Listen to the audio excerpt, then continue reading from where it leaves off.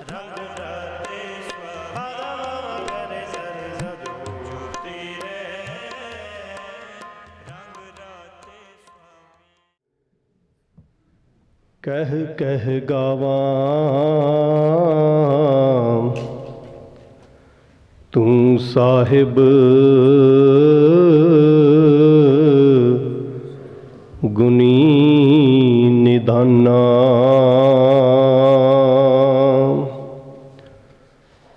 ਤੁਮਰੀ ਮਹਿਮਾ ਬਰਨ ਨਾ ਸਾਕੂੰ। ਤੂੰ ਠਾਕੁਰ ਊਚ ਭਗਵਾਨਾ।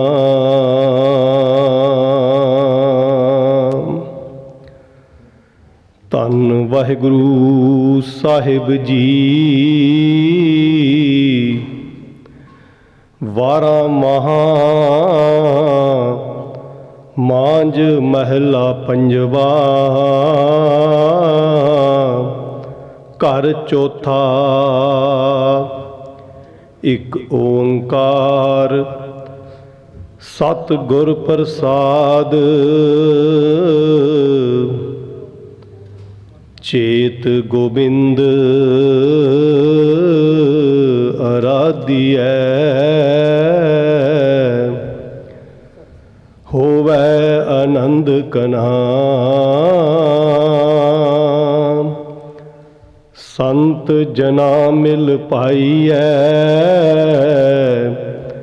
ਰਸਨਾ ਨਾਮ ਪਨਾ। ਜਿਨ ਪਾਇਆ ਪ੍ਰਭ ਆਪਨਾ। ਆਏ ਤਿਸੇ ਗਨਾ। ਇਕ ਖਿਨ ਤਿਸ ਬਿਨ ਜੀਵਨਾ। ਬਿਰਥਾ ਜਨਮ ਜਨਾ। ਜਲ ਥਲ ਮਹੀਲ ਪੂਰਿਆ। ਰਵਿਆ ਵਿੱਚ ਬਨਾ। ਸੋ ਪ੍ਰਭ ਚਿਤ ਨ ਆਵਈ। ਕਿਤੜਾ ਦੁਖ ਗਨਾ। ਜਿਨੀ ਰਾਵਿਆ ਸੋ ਪ੍ਰਭੂ। ਤਿਨਾ ਭਾਗ ਮਨਾ। ਹਰ ਦਰਸ਼ਨ ਕੋ ਮਨ ਲੋਚਦਾ। ਨਾਨਕ ਪਿਆਸ ਮਨਾ। ਚੇਤ ਮਿਲਾਏ ਸੋ ਪ੍ਰਭੂ। ਤਿਸ ਕੈ ਪਾਏ ਲਗਾ। ਚੇਤ ਮਿਲਾਏ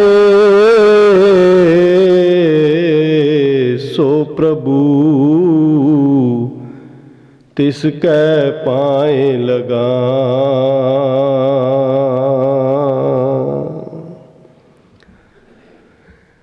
ਪਰਮ ਸਨਮਾਨਯੋਗ ਜੁਗੋਂ ਜੁਗ ਅਟਲ ਸ਼ਬਦ ਗੁਰੂ ਧੰਨ ਧੰਨ ਸਾਹਿਬ ਸ਼੍ਰੀ ਗੁਰੂ ਗ੍ਰੰਥ ਸਾਹਿਬ ਜੀ ਮਹਾਰਾਜ ਜੀ ਦੀ ਪਾਵਨ ਪਵਿੱਤਰ ਮੁਬਾਰਕ ਹਜ਼ੂਰੀ ਅੰਦਰ ਜੁੜ ਬੈਠੇ ਗੁਰੂ ਪਿਆਰੇ ਸਤਸੰਗੀ ਜਨੋ।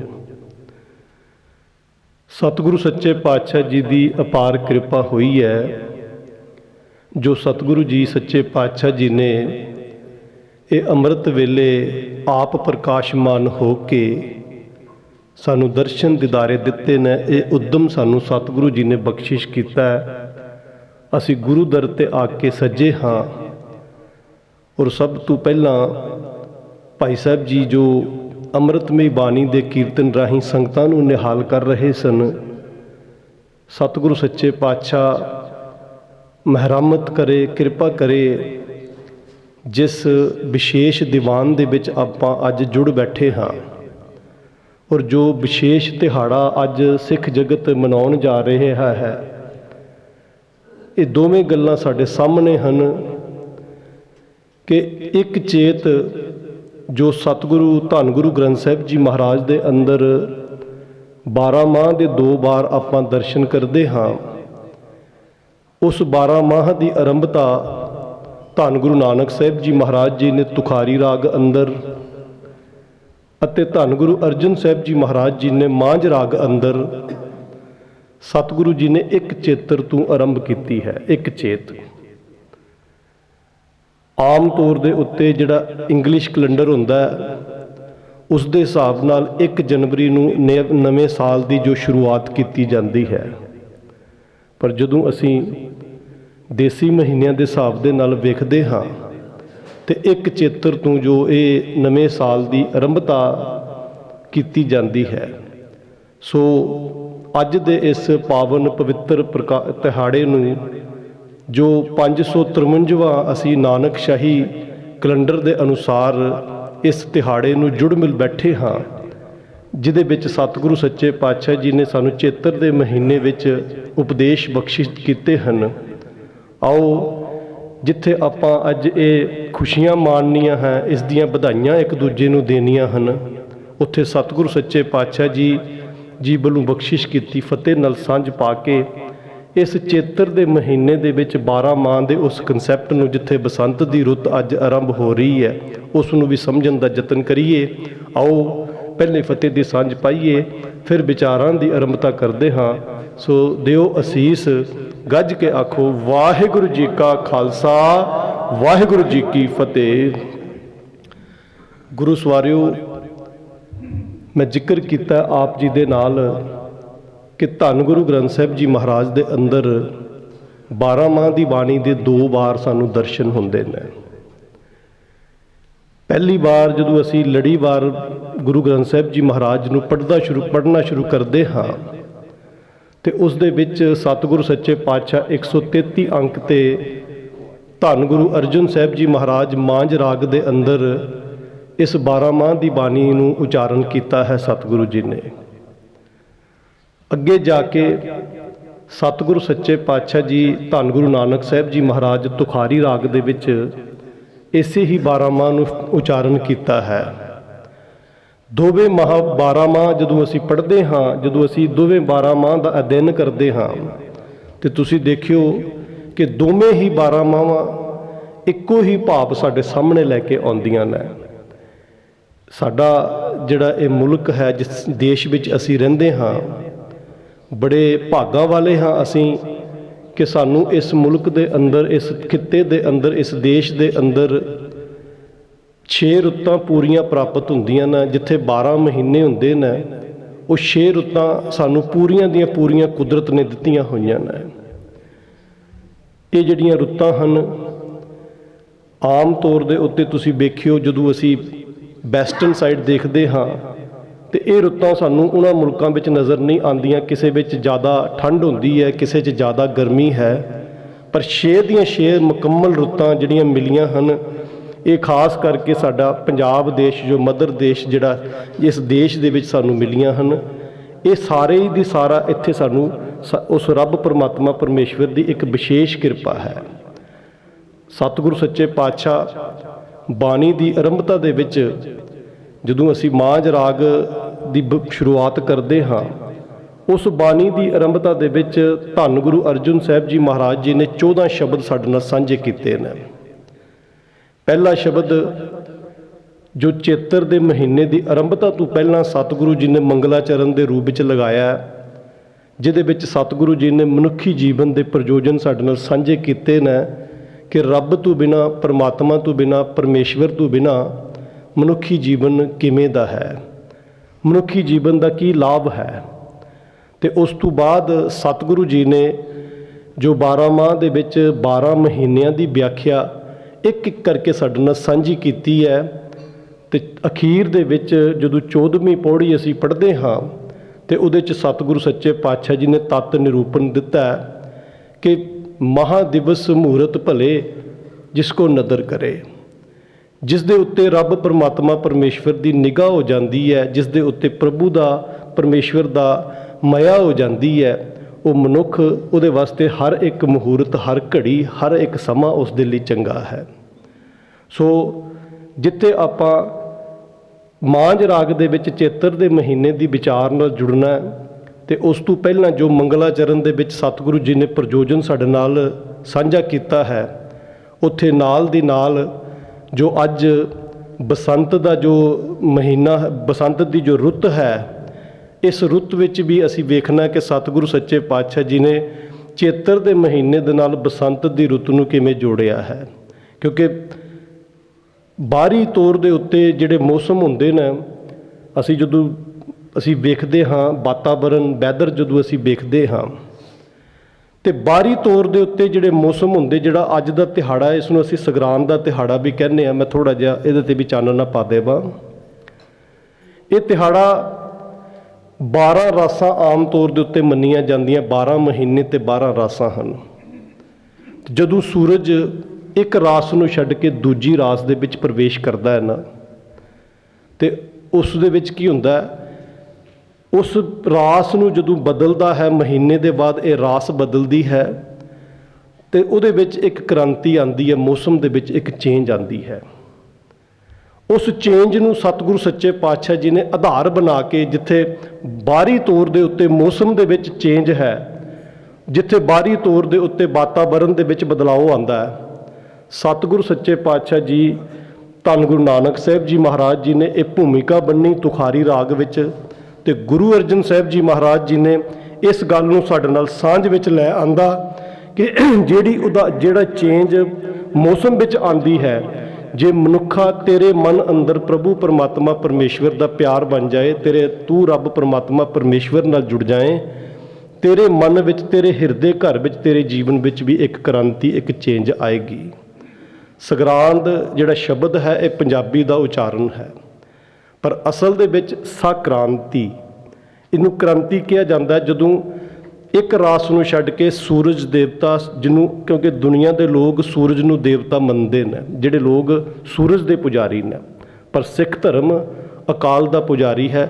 ਅਸੀਂ ਅਕਾਲ ਪੁਰਖ ਨੂੰ, ਪਰਮਾਤਮਾ ਪਰਮੇਸ਼ਵਰ ਨੂੰ ਮੰਨਣ ਵਾਲੇ ਹਾਂ। ਜਿਹੜੇ ਸੂਰਜ ਦੇ ਪੁਜਾਰੀ ਹਨ, ਉਹਨਾਂ ਦੇ ਲਈ ਅੱਜ ਦਾ ਦਿਨ ਇਹ ਬੜਾ ਵਿਸ਼ੇਸ਼ ਹੁੰਦਾ ਹੈ, ਕਿਉਂਕਿ ਅੱਜ ਦੇ ਦਿਨ ਉਹਨਾਂ ਦਾ ਮੰਨਣਾ ਹੁੰਦਾ ਹੈ ਕਿ ਉਹਨਾਂ ਨੂੰ ਪਤਾ ਨਹੀਂ, ਅੱਜ ਦਿਨ ਵਿਸ਼ੇਸ਼ ਤੌਰ ਦੇ ਉੱਤੇ, ਵਿਸ਼ੇਸ਼ ਤੀਰਥਾਂ ਦੇ ਉੱਤੇ ਜਾ ਕੇ ਇਸ਼ਨਾਨ ਕਰੀਏ, ਉੱਥੇ ਜਾ ਕੇ ਦਾਨ ਪੁੰਨ ਕਰੀਏ, ਤੇ ਸਾਨੂੰ ਵਿਸ਼ੇਸ਼ ਫਲ ਪ੍ਰਾਪਤ ਹੋਣਗੇ। ਪਰ ਗੁਰੂ ਨਾਨਕ ਦਾ ਘਰ, ਗੁਰੂ ਨਾਨਕ ਦੀ ਜੋ ਫਿਲਾਸਫੀ ਹੈ, ਜੋ ਗੁਰੂ ਨਾਨਕ ਨੇ ਸਾਨੂੰ ਫਲਸਫਾ ਬਖਸ਼ਿਸ਼ ਕੀਤਾ, ਉਹਦੇ ਵਿੱਚ ਹਰ ਇੱਕ ਦਿਨ ਨੂੰ ਸਤਿਗੁਰੂ ਨਾਨਕ ਸਾਹਿਬ ਜੀ ਮਹਾਰਾਜ ਜੀ ਨੇ ਸਾਡੇ ਨਾਲ ਇਹ ਗੱਲ ਕਹਿ ਕੇ ਸਾਂਝ ਪਾਈ ਹੈ ਕਿ ਸੋਈ ਦਿਨਸ ਸੁਹਾਵੜਾ ਜਿਤ ਪ੍ਰਭ ਆਵੇ ਚੇਤ। ਜਿਹੜਾ ਦਿਨ ਸਾਨੂੰ ਰੋਜ਼, ਜਿਹਦੇ ਵਿੱਚ ਰੱਬ ਚੇਤੇ ਆਏ, ਜਿਹਦੇ ਵਿੱਚ ਪਰਮਾਤਮਾ ਪਰਮੇਸ਼ਵਰ ਨਾਲ ਸਾਡਾ ਪਿਆਰ ਬਣੇ, ਉਹ ਦਿਨ ਚੰਗਾ ਹੈ। ਉਸ ਦਿਨ ਨੂੰ ਸਤਿਗੁਰੂ ਜੀ ਨੇ ਪਵਿੱਤਰ ਮੰਨਿਆ, ਵੱਡਾ ਮੰਨਿਆ ਹੈ। ਤੇ ਕੀ ਕਹਿੰਦੇ ਸਤਿਗੁਰੂ ਜੀ? ਕਹਿੰਦੇ ਨੇ ਕਿ ਜੇਕਰ ਜਿਹੜੇ ਦਿਨ ਰੱਬ ਪਰਮਾਤਮਾ ਪਰਮੇਸ਼ਵਰ ਦੀ ਵਿਚਾਰ ਭੁੱਲ ਜਾਏ, ਫਿੱਟ ਭੁਲੇਰੀ ਰੁੱਤ, ਉਸ ਰੁੱਤ ਨੂੰ ਸਤਿਗੁਰੂ ਜੀ ਨੇ ਫਿਟਕਾਰ ਪਾਈ ਹੈ ਕਿ ਜਿਹੜੀ ਰੁੱਤ ਦੇ ਵਿੱਚ ਰੱਬ ਚੇਤੇ ਨਹੀਂ ਆਇਆ ਭਲਿਓ, ਜਿਹੜੀ ਰੁੱਤ ਦੇ ਵਿੱਚ ਪ੍ਰਭੂ ਚੇਤੇ ਨਹੀਂ ਆਇਆ, ਉਹ ਰੁੱਤ ਹੀ ਤੇ ਮਾੜੀ ਹੈ।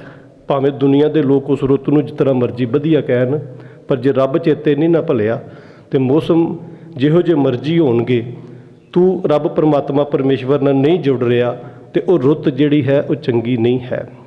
ਸਤਿਗੁਰੂ ਸੱਚੇ ਪਾਤਸ਼ਾਹ ਜੀ, ਧੰਨ ਗੁਰੂ ਨਾਨਕ ਸਾਹਿਬ ਜੀ ਮਹਾਰਾਜ ਜੀ ਨੇ ਇਸ ਮਹੀਨੇ ਨੂੰ, ਜਦੋਂ ਚੇਤਰ ਦੇ ਮਹੀਨੇ ਨੂੰ ਅਸੀਂ ਵੇਖਦੇ ਹਾਂ, ਤੇ ਸਤਿਗੁਰੂ ਸੱਚੇ ਪਾਤਸ਼ਾਹ ਜੀ ਨੇ ਚੜ੍ਹ ਚੇਤ ਬਸੰਤ ਮੇਰੇ ਪਿਆਰੇ ਭਲੀਏ ਰੁੱਤੇ, ਕਹਿੰਦੇ ਕਿ ਜਦੋਂ ਚੇਤਰ ਦੇ ਮਹੀਨੇ ਦੇ ਵਿੱਚ ਬਸੰਤ ਦੀ ਰੁੱਤ ਆਉਂਦੀ ਹੈ, ਦੁਨੀਆ ਦੇ ਲੋਕ ਇਹ ਮੇਰੇ ਪਿਆਰਿਓ ਇਸ ਨੂੰ ਬੜੀ ਭਲੀ ਰੁੱਤ ਕਹਿੰਦੇ ਨੇ, ਬੜੀ ਮਿੱਠੀ ਰੁੱਤ ਕਹਿੰਦੇ ਨੇ। ਬਸੰਤ ਰੁੱਤ ਦੇ ਵਿੱਚ ਵੈਸੇ ਬੜੀਆਂ 2-3 ਚੀਜ਼ਾਂ ਬੜੀਆਂ ਕਮਾਲ ਦੀਆਂ ਹੁੰਦੀਆਂ ਨੇ। ਇੱਕ ਤੇ ਖੇੜਾ ਹਰਿਆਵਲ ਹਰ ਪਾਸੇ ਆ ਜਾਂਦੀ ਹੈ। ਹਰ ਪਾਸੇ ਤੁਸੀਂ ਹੁਣ ਦੇਖੋਗੇ, ਜਦੋਂ ਬਾਹਰ ਨਿਗਾਹ ਮਾਰੋਗੇ, ਜਿੱਥੇ ਵੀ ਕਿਤੇ ਭਾਵੇਂ ਖਾਲੀ ਜਗ੍ਹਾ ਪਈ ਹੋਏਗੀ ਜਿਹੜੀ ਅਸੀਂ ਇਸਤੇਮਾਲ ਵਿੱਚ ਨਹੀਂ ਲੈਂਦੇ, ਉਸ ਜਗ੍ਹਾ ਦੇ ਉੱਤੇ ਵੀ ਕੁਦਰਤੀ ਤੌਰ ਦੇ ਉੱਤੇ ਵਧੀਆ ਹਰਿਆਵਲ, ਉੱਥੇ ਫੁੱਲ ਬੂਟੇ ਆਪਣੇ ਆਪ ਉੱਗ ਜਾਂਦੇ ਨੇ, ਤੇ ਇੱਕ ਖਿਲਾਵਟ ਉਹਨਾਂ ਵਿੱਚ ਆ ਜਾਂਦੀ ਹੈ, ਦੇਖਣ ਨੂੰ ਮਨ ਮੋਹਕ ਲੱਗਦਾ, ਚੰਗਾ ਲੱਗਦਾ।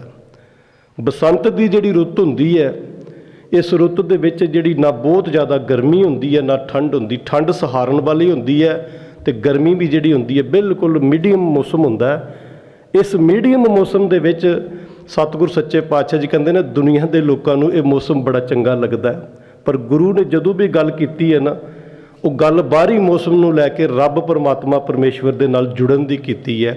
ਧੰਨ ਗੁਰੂ ਨਾਨਕ ਸਾਹਿਬ ਜੀ ਮਹਾਰਾਜ ਬਾਣੀ ਦੇ ਅੰਦਰ ਸਾਨੂੰ ਇਸ ਚੇਤਰ ਦੇ ਮਹੀਨੇ ਦੀ ਜਦੋਂ ਸਾਡੇ ਨਾਲ ਸਾਂਝ ਪਵਾਉਂਦੇ ਨੇ, ਤੇ ਗੁਰੂ ਰਾਮਦਾਸ ਪਾਤਸ਼ਾਹ ਜੀ ਦੇ ਬਚਨ ਹਨ, ਚੜ੍ਹ ਚੇਤ ਬਸੰਤ ਮੇਰੇ ਪਿਆਰੇ ਭਲੀਏ ਰੁੱਤੇ। ਤੇ ਫਿਰ ਸਤਿਗੁਰ ਸੱਚੇ ਪਾਤਸ਼ਾਹ ਅੱਗੇ ਕਹਿੰਦੇ ਨੇ ਕਿ ਜੇਕਰ ਇਹ ਰੁੱਤ ਭਲੀ ਹੈ, ਇਹ ਚੰਗੀ ਰੁੱਤ ਹੈ, ਇਹਦੇ ਵਿੱਚ ਖੇੜਾ ਹੈ ਹਰ ਪਾਸੇ, ਸਰਸ ਹੈ ਇਹਦੇ ਵਿੱਚ ਹਰ ਪਾਸੇ, ਤੇ ਫਿਰ ਭਲਿਆ ਉਹ ਰੱਬ ਪਰਮਾਤਮਾ ਪਰਮੇਸ਼ਵਰ ਨਾਲ ਤੇਰਾ ਪਿਆਰ ਬਣਨਾ ਚਾਹੀਦਾ ਸੀ।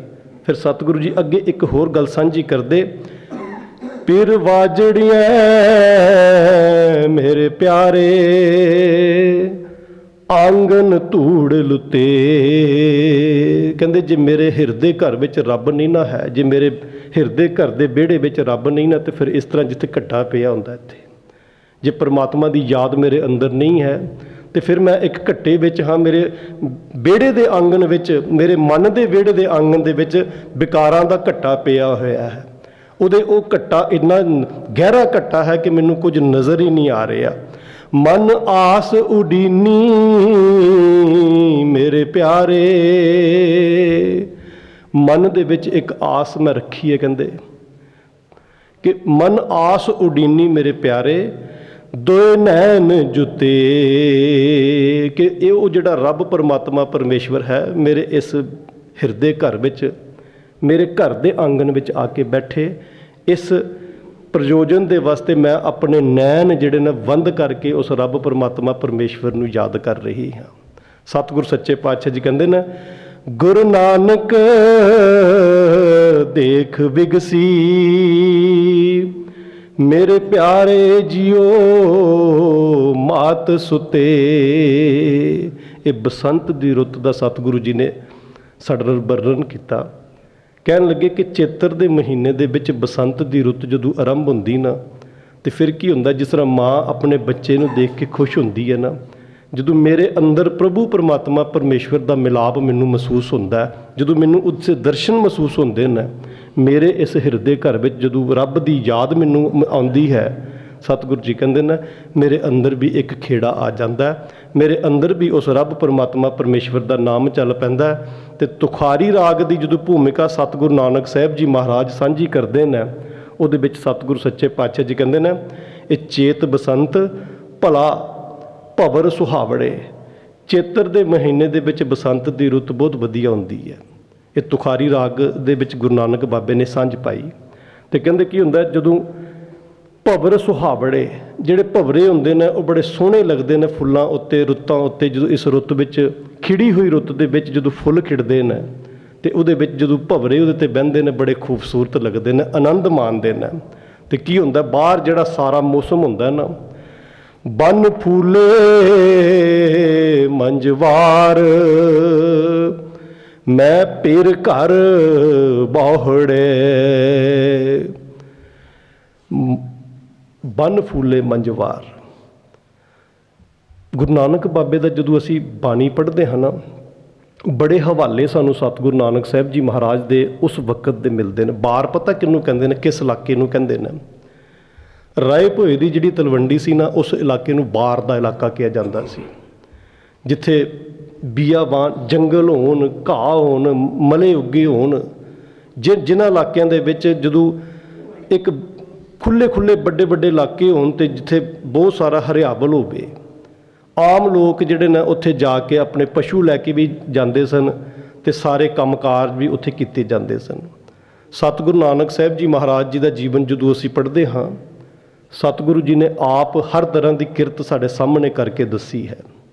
ਸਤਿਗੁਰੂ ਜੀ ਨੇ ਮੱਝਾਂ ਵੀ ਚਾਰੀਆਂ ਨੇ। ਅਸੀਂ ਪੜ੍ਹਦੇ ਹਾਂ ਇਤਿਹਾਸ ਦੇ ਵਿੱਚ, ਜਦੋਂ ਗੁਰੂ ਨਾਨਕ ਬਾਬੇ ਦਾ ਇਤਿਹਾਸ ਪੜ੍ਹਦੇ ਹਾਂ, ਕਿੰਨਾ ਕਰੀਬੀ ਦੇ ਨਾਲ ਗੁਰੂ ਨਾਨਕ ਬਾਬਾ ਕੁਦਰਤ ਨੂੰ ਵੇਖਦੇ ਹੋਣਗੇ। ਔਰ ਜਿਹੜੀ ਗੱਲ ਗੁਰੂ ਨਾਨਕ ਪਾਤਸ਼ਾਹ ਜੀ ਨੇ ਉਸ ਵੇਲੇ ਕੁਦਰਤ ਦੇ ਇਸ ਨਜ਼ਾਰੇ ਨੂੰ, ਇਸ ਘਟਨਾ ਨੂੰ ਵੇਖਿਆ, ਉਸ ਘਟਨਾ ਨੂੰ ਸਤਿਗੁਰੂ ਨਾਨਕ ਸਾਹਿਬ ਜੀ ਮਹਾਰਾਜ ਜੀ ਨੇ ਕਲਮ ਬੰਦ ਕਰਕੇ ਤੇ ਦੁਨੀਆ ਦੇ ਨੂੰ ਉਹ ਉਪਦੇਸ਼ ਦੇਣੇ ਸ਼ੁਰੂ ਕਰ ਦਿੱਤੇ। ਕਹਿਣ ਲੱਗੇ, ਬਨ ਫੂਲੇ ਮੰਝਵਾਰ।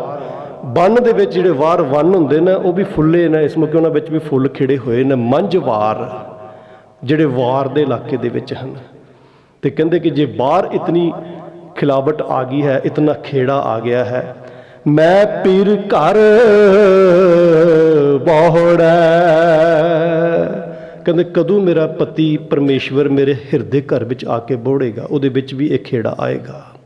ਇਹ ਤਾਂਗ ਦੱਸੀ ਗੁਰੂ ਨਾਨਕ ਬਾਬੇ ਨੇ ਕਿ ਹੇ ਜੀਵ ਇਸਤਰੀਏ, ਤੇਰੇ ਅੰਦਰ ਇਹ ਤਾਂਗ ਪੈਦਾ ਹੋਣੀ ਚਾਹੀਦੀ ਹੈ ਕਿ ਤੇਰੇ ਅੰਦਰ ਪ੍ਰਭੂ ਪਰਮਾਤਮਾ ਦੇ ਪਰਮੇਸ਼ਵਰ ਦੇ ਦਰਸ਼ਨਾਂ ਦੀ ਪਿਆਸ ਪੈਦਾ ਹੋ ਜਾਏ। ਸਤਿਗੁਰ ਸੱਚੇ ਪਾਤਸ਼ਾਹ ਜੀ ਕਹਿੰਦੇ ਨਾ ਕਿ ਜੇ ਹਿਰਦੇ ਘਰ ਦੀ ਸੇਜਾਂ ਤੇ ਪ੍ਰਭੂ ਪਤੀ ਪਰਮਾਤਮਾ ਨਹੀਂ ਨਾ ਬੈਠਾ ਹੋਇਆ ਤੇ ਫਿਰ ਕਹਿੰਦੇ ਕੀ ਹੁੰਦਾ, ਪੀਰ ਘਰ ਨਹੀਂ ਆਵੈ ਤਨ ਕਿਉਂ ਸੁਖ ਪਾਵੈ। ਜਿਹੜਾ ਪਤੀ ਪਰਮਾਤਮਾ ਪਰਮੇਸ਼ਵਰ, ਇੱਕ ਦੁਨਿਆਵੀ ਔਰਤ ਦੀ ਉਦਾਹਰਨ ਦੇ ਦਿੱਤੀ ਗੁਰੂ ਨਾਨਕ ਪਾਤਸ਼ਾਹ ਜੀ ਨੇ। ਕਹਿੰਦੇ ਜਿਨ੍ਹਾਂ ਜੀਵ ਇਸਤਰੀਆਂ ਦਾ ਪਤੀ ਘਰ ਨਹੀਂ ਨਾ ਹੁੰਦਾ, ਕਹਿੰਦੇ ਕਿ ਉਹਨਾਂ ਨੂੰ ਤੁਸੀਂ ਕਦੇ ਪੁੱਛ ਕੇ ਦੇਖਿਓ ਕਿ ਬਿਰਾਂ ਦਾ ਜਿਹੜਾ ਇਹ ਸੱਲ ਹੁੰਦਾ ਉਹ ਕਿਸ ਤਰ੍ਹਾਂ ਚੱਲਦੀਆਂ ਹਨ। ਪੀਰ ਘਰ ਨਹੀਂ ਆਵੈ ਧਨ ਕਿਉਂ ਸੁਖ ਪਾਵੈ, ਉਹਨੂੰ ਉਹ ਸੁਖ ਨਹੀਂ ਪ੍ਰਾਪਤ ਹੁੰਦਾ। ਬਿਰੇ ਵਿਰੋਧ ਤਨ ਛੀਜੈ, ਕਹਿੰਦੇ ਕਿ ਜਿਸ ਤਰ੍ਹਾਂ ਇੱਕ ਇਸਤਰੀ ਨੂੰ ਪਤੀ ਦਾ ਜਦੋਂ ਮਿਲਾਪ ਨਹੀਂ ਨਾ ਉਹਦੇ ਨਾਲ ਹੁੰਦਾ ਤੇ ਉਹਨੂੰ ਇੱਕ ਦੁੱਖ ਮਹਿਸੂਸ ਹੁੰਦਾ ਹੈ, ਇਸੇ ਤਰ੍ਹਾਂ ਜਦੋਂ ਮੇਰੇ ਘਰੋਂ ਰੱਬ ਪਰਮਾਤਮਾ ਪਰਮੇਸ਼ਵਰ ਮੇਰੇ ਨਾਲ ਨਹੀਂ ਨਾ ਹੁੰਦਾ, ਜਦੋਂ ਮੈਂ ਉਸ ਤੋਂ ਦੂਰ ਮਹਿਸੂਸ ਕਰਨੀ ਹਾਂ ਆਪਣੇ ਆਪ ਨੂੰ, ਮੇਰਾ ਤਨ ਕਮਜ਼ੋਰ ਹੋ ਜਾਂਦਾ। ਤਨ ਇਸ ਬਿਰੇ ਦੇ ਵਿੱਚ ਕੀ ਹੁੰਦਾ ਕਿ ਜਿਹੜੇ ਵਿਕਾਰ ਹੁੰਦੇ ਨੇ ਉਹ ਮੇਰੇ ਤੇ ਹਾਵੀ ਹੋ ਜਾਂਦੇ ਨੇ। ਤਨ ਛੀਜੇ, ਮੇਰਾ ਮਨ ਕਮਜ਼ੋਰ ਹੋਣਾ ਸ਼ੁਰੂ ਹੋ ਜਾਂਦਾ, ਤਨ ਕਮਜ਼ੋਰ ਹੋਣਾ ਸ਼ੁਰੂ ਹੋ ਜਾਂਦਾ। ਤੇ ਫਿਰ ਕਹਿੰਦੇ ਕੀ ਹੁੰਦਾ, ਭਾਵੇਂ ਬਾਹਰ ਜਿੰਨੀ ਮਰਜ਼ੀ ਸੁਹਾਵਣੀ ਰੁੱਤ ਹੋਵੇ, ਮੈਨੂੰ ਅੰਦਰੋਂ ਸੁੱਖ ਨਹੀਂ ਮਹਿਸੂਸ ਹੁੰਦਾ। ਕੋਕਿਲ ਅੰਬ ਸੁਹਾਵੀ ਬੋਲੇ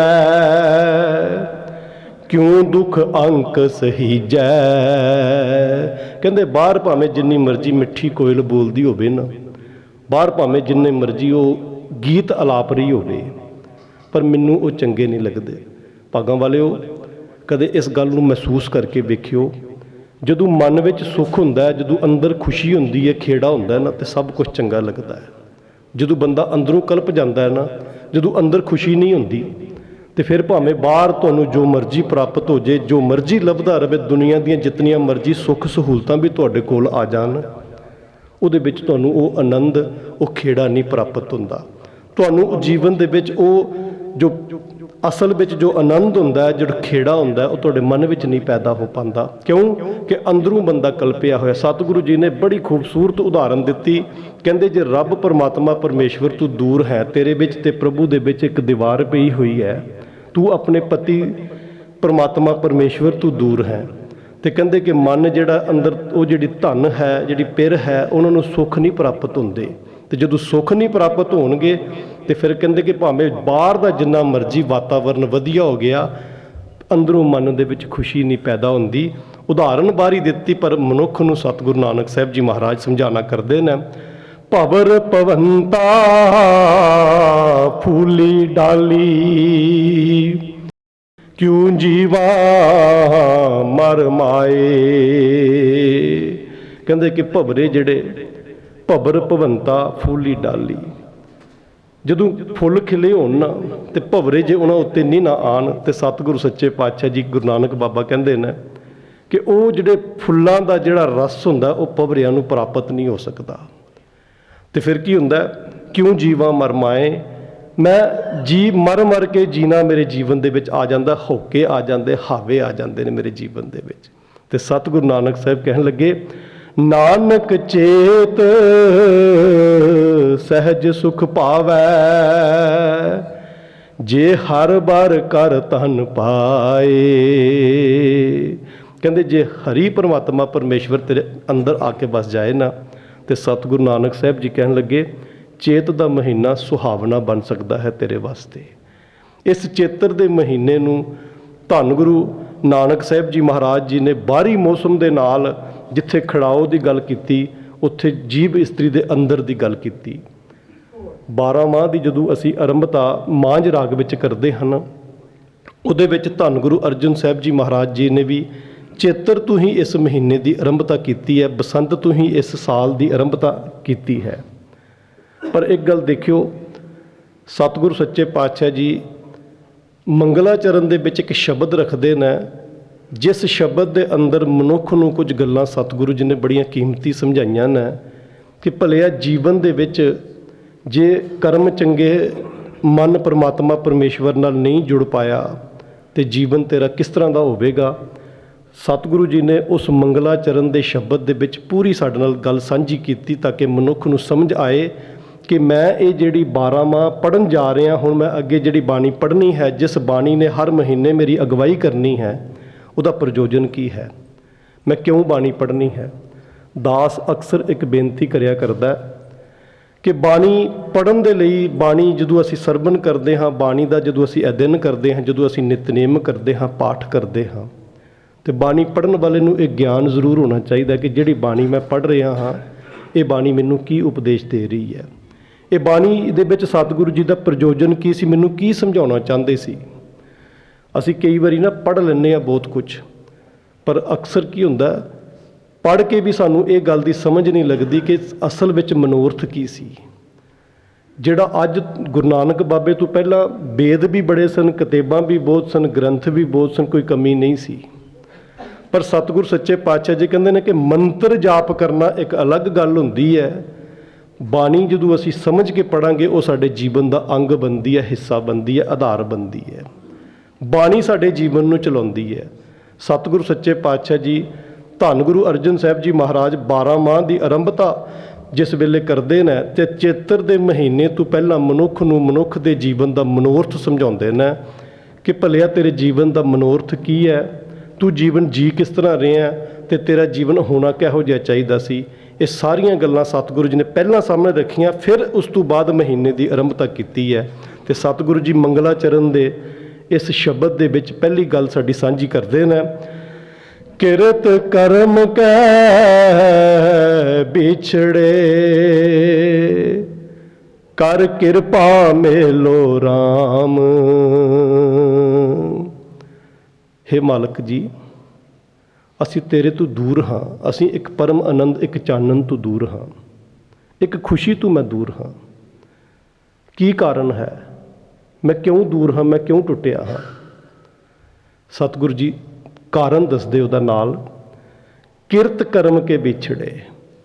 ਕਹਿੰਦੇ ਕਿ ਮੈਂ ਆਪਣੇ ਜੀਵਨ ਦੇ ਜਿਹੜੇ ਮੇਰੇ ਕੰਮ ਕਾਜ ਹਨ ਨਾ, ਜਿਹੜਾ ਮੇਰਾ ਜੀਵਨ ਜੀਣ ਦਾ ਤਰੀਕਾ ਹੈ, ਜਿਹੜੀ ਵਿਧੀ ਹੈ ਮੇਰੇ ਕੋਲ, ਮੈਂ ਉਸ ਵਿਧੀ ਕਰਕੇ, ਉਸ ਕੰਮ ਕਾਜ ਕਰਕੇ, ਆਪਣੇ ਕਰਮਾਂ ਕਰਕੇ ਮੈਂ ਤੇਰੇ ਤੋਂ ਦੂਰ ਹਾਂ।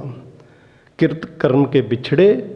ਪਰ ਸਤਿਗੁਰੂ ਜੀ ਕਹਿੰਦੇ ਨੇ, ਅਰਦਾਸ ਕਰਿਆ ਕਰ ਗੁਰੂ ਦੇ ਕੋਲ ਆ ਕੇ ਭਲਿਆ, ਕਰ ਕਿਰਪਾ ਮੇਲੋ ਰਾਮ। ਹੇ ਮਾਲਕ ਜੀ, ਮੈਨੂੰ ਆਪਣੇ ਨਾਲ ਮੇਲ ਲੈ, ਮੇਰੀ ਸੁਰਤ ਸ਼ਬਦ ਦੇ ਨਾਲ ਮੇਰਾ ਮਿਲਾਪ ਕਰਾ ਦੇ ਤਾਂ ਕਿ ਮੇਰਾ ਜੀਵਨ ਆਨੰਦਮਈ ਬਣ ਜਾਏ, ਮੈਂ ਸੁਖਮਈ ਜੀਵਨ ਜੀ ਸਕਾਂ। ਕਰਮ ਦੀ ਇੱਕ ਬਹੁਤ ਵੱਡੀ ਫਿਲਾਸਫੀ ਸਤਿਗੁਰੂ ਨਾਨਕ ਸਾਹਿਬ ਜੀ ਮਹਾਰਾਜ ਜੀ ਨੇ ਸਾਡੇ ਨਾਲ ਸਾਂਝੀ ਕੀਤੀ ਹੈ। ਜਿੱਥੇ ਵੀ ਗੱਲ ਸਤਿਗੁਰੂ ਬਾਬੇ ਨੇ ਕੀਤੀ ਹੈ, ਮਨੁੱਖੀ ਜੀਵਨ ਦੇ ਕਰਮ ਦੀ ਗੱਲ ਪਹਿਲਾਂ ਲਿਆਂਦੀ ਹੈ, ਕਿਉਂਕਿ ਧਰਮ ਤੋਂ ਪਹਿਲਾਂ ਕਰਮ ਆਉਂਦਾ ਹੈ। ਧਰਮ ਜੀਵਨ ਜੀਣ ਦਾ ਤਰੀਕਾ ਹੈ, way of life, how to live. ਅਸੀਂ ਕਿਹੜੇ ਤਰੀਕੇ ਦੇ ਨਾਲ ਰਹਿਣਾ ਹੈ, ਕਿਹੜੇ ਤਰੀਕੇ ਦੇ ਨਾਲ ਵਿਚਰਨਾ ਹੈ। ਪਰ ਕਰਮ ਕੀ ਹੈ, ਮਨੁੱਖੀ ਜੀਵਨ ਦਾ ਇੱਕ ਹਿੱਸਾ ਹੈ। ਕਰਮ ਹੀ ਮਨੁੱਖ ਨੂੰ, ਮੈਂ ਪਹਿਲਾਂ ਵੀ ਕਈ ਵਾਰ ਬੇਨਤੀ ਕੀਤੀ ਹੈ ਕਿ ਕਰਮ ਜਿਹੜੇ ਨੇ ਉਹ ਮਨੁੱਖ ਦੇ ਜੀਵਨ ਦੇ ਵਿੱਚ ਸਭ ਤੋਂ ਉੱਤਮ ਗਿਣੇ ਜਾਂਦੇ ਨੇ। ਔਰ ਕਰਮ ਦਾ ਆਧਾਰ ਕੀ ਹੈ? ਕਰਮ ਦਾ ਆਧਾਰ ਮਨੁੱਖੀ ਜੀਵਨ ਦਾ ਜਿਹੜਾ ਮਨੋਰਥ ਹੈ ਉਸ ਨੂੰ ਸਮਝਣਾ। ਕਰਮ ਦਾ ਆਧਾਰ ਕੀ ਹੈ? ਮਨੁੱਖੀ ਜੀਵਨ ਦੇ ਵਿੱਚ ਸਾਡਾ ਵਿਚਰਦਿਆਂ ਹੋਇਆਂ ਸਾਡੀ ਸੰਗਤ ਕਿਹੋ ਜਿਹੀ ਹੈ, ਇਹ ਕਰਮ ਦੇ ਆਧਾਰ ਹਨ। ਕਹਿੰਦੇ ਨੇ ਕਿ ਜਿਹੜੇ ਸਿਆਣੇ ਮਹਾਂਪੁਰਸ਼ ਜਿਨ੍ਹਾਂ ਨੇ ਦੁਨੀਆ ਦੇ ਲੋਕਾਂ ਨੂੰ ਰਾਹ ਦੱਸੇ ਨਾ, ਅਧਿਆਤਮਕ ਮੰਜ਼ਿਲਾਂ ਨੂੰ ਜਿਨ੍ਹਾਂ ਨੇ ਆਪ ਛੂਹਿਆ ਤੇ ਦੂਜਿਆਂ ਦੇ ਲਈ ਰਸਤੇ ਤਿਆਰ ਕੀਤੇ, ਉਹਨਾਂ ਨੇ ਇੱਕ ਗੱਲ ਬੜੀ ਕੀਮਤੀ ਆਖੀ ਹੈ। ਉਹ ਕਹਿੰਦੇ ਨੇ ਕਿ ਮਨੁੱਖ ਹਮੇਸ਼ਾ ਹੀ ਆਪਣੀ ਜ਼ਿੰਦਗੀ ਦੇ ਵਿੱਚ ਚੰਗੀ ਸੰਗਤ ਉਸਨੇ ਕਰਨੀ ਚਾਹੀਦੀ ਹੈ। ਚੰਗੀ ਸੰਗਤ, ਸੱਤ ਦਾ ਸੰਗ ਕਰਨਾ, ਇਹ ਮਨੁੱਖੀ ਜੀਵਨ ਦਾ ਆਧਾਰ ਹੋਣਾ ਚਾਹੀਦਾ, ਸੋਚ ਹੋਣੀ ਚਾਹੀਦੀ ਹੈ। ਚੰਗੀ ਸੰਗਤ ਕਰਨ ਵਾਲੇ ਮਨੁੱਖ ਦੇ ਜੀਵਨ ਦੇ ਵਿੱਚ ਹਮੇਸ਼ਾ ਹੀ ਉਹਦੇ ਜਿਹੜੇ ਮਨ ਹੁੰਦਾ, ਉਹ ਜਿਹੜੇ ਉਹਦੇ ਫੁਰਨੇ ਹੁੰਦੇ ਨੇ, ਉਹ ਚੰਗੇ ਬਣ ਜਾਂਦੇ ਨੇ। ਜਦੋਂ ਮਨ ਚੰਗਾ ਹੋ ਗਿਆ, ਫੁਰਨੇ ਚੰਗੇ ਹੋ ਗਏ, ਅੰਦਰ ਜਿਹੜੀਆਂ ਬਾਸ਼ਨਾਵਾਂ ਚੰਗੀਆਂ ਬਣ ਗਈਆਂ, ਉਸ ਬੰਦੇ ਦਾ ਜੀਵਨ ਦੇ ਵਿੱਚ ਜਿਹੜਾ ਮਨ ਹੈ ਉਹ ਚੰਗਾ ਮਨ ਹੀ ਉਹਦਾ ਵਧੀਆ ਸੁਭਾਅ ਦਾ ਕਾਰਨ ਬਣ ਜਾਂਦਾ ਹੈ। ਤੇ ਜਿਹਦਾ ਸੁਭਾਅ ਚੰਗਾ ਹੋ ਗਿਆ, ਉਸ ਦੇ ਕਰਮ ਵੀ ਚੰਗੇ ਹੋ ਜਾਂਦੇ ਨੇ। ਤੇ ਜਿਹਦੇ ਕਰਮ ਠੀਕ ਹੋ ਗਏ ਉਸ ਮਨੁੱਖ ਦੀ ਪ੍ਰਾਲਬਧ ਵੀ ਵਧੀਆ ਬਣ ਜਾਂਦੀ ਹੈ। ਸਤਿਗੁਰੂ ਜੀ ਨੇ ਧਿਆਨ ਦਵਾਇਆ ਸਾਡਾ ਇਸ ਪਾਸੇ, ਕਹਿਣ ਲੱਗੇ ਅਸੀਂ ਰੱਬ ਤੋਂ ਦੂਰ ਹਾਂ, ਰੱਬ ਤੋਂ ਟੁੱਟੇ ਹੋਏ ਹਾਂ, ਕਿਰਤ ਕਰਮ ਕੇ ਵਿਛੜੇ, ਕਰ ਕਿਰਪਾ ਮੇਲੋ ਰਾਮ। ਹੇ ਰੱਬ ਪਰਮਾਤਮਾ ਪਰਮੇਸ਼ਵਰ ਜੀ, ਸਾਡੇ ਤੇ ਕਿਰਪਾ ਕਰੋ, ਸਾਨੂੰ ਆਪਣੇ ਨਾਲ ਮੇਲੋ। ਤੇ ਫਿਰ ਸਤਿਗੁਰ ਸੱਚੇ ਪਾਤਸ਼ਾਹ ਕੁਝ ਉਦਾਹਰਨਾਂ ਵੀ ਸਾਡੇ ਨਾਲ ਸਾਂਝੀਆਂ ਕਰਦੇ ਨੇ ਤੇ ਪ੍ਰਭੂ ਪਰਮਾਤਮਾ ਪਰਮੇਸ਼ਵਰ ਦੀ ਸ਼ਰਨ ਦੀ ਗੱਲ ਕਰਦੇ ਨੇ। ਕਹਿੰਦੇ ਕਿ ਮੈਂ ਦੁਨੀਆ ਦੇ ਵਿੱਚ ਸਭ ਕੁਝ ਵੇਖਿਆ।